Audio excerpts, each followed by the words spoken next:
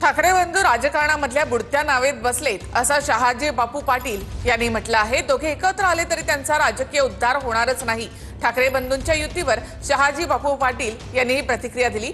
शहाजी बापू पाटलांना फक्त झाडी डोंगर माहिती आहेत असा पलटवार यावर सचिन अहिर यांनी केलाय। दोघांनी एकत्र येऊ नये म्हणून काहींनी देव पाण्यात ठेवलेत अशी टीकाही सचिन अहिर यांनी केली आहे। राजकारणाच्याही दोघंही सध्याच्या काळात बुडत्या नावत बसलेल्या आहेत। ती कोण ह्या नावातनं त्यात गेला, त्या नावातनं ह्यात गेला तरी नावा बोडायच्या काही थांबणार नाही। त्यांचं राजकीय उत्थान अजिबात होणार नाही। परंतु दोन्ही बंधू एकत्र येण्यासाठी कुठतर नातेवाईकांची मदत केली, ते नातेवाईक मध्यस्थी करतायत।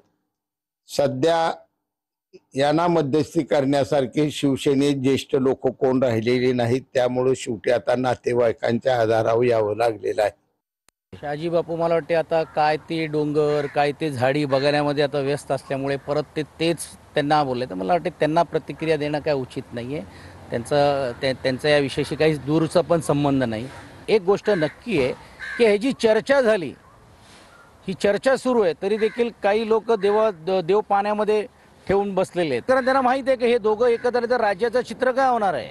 मराठीच्या हितासाठी जर दोन मराठी नेते एकत्र देत असतील, एका कुटुंबातले एक असतील, तर मला वाटतं राज्यामध्ये नक्कीच त्याची चर्चा, जशी आज फक्त चर्चा होते, एकत्रितकरण झालं आणि एक झालं तर काय होईल राज्यामध्ये।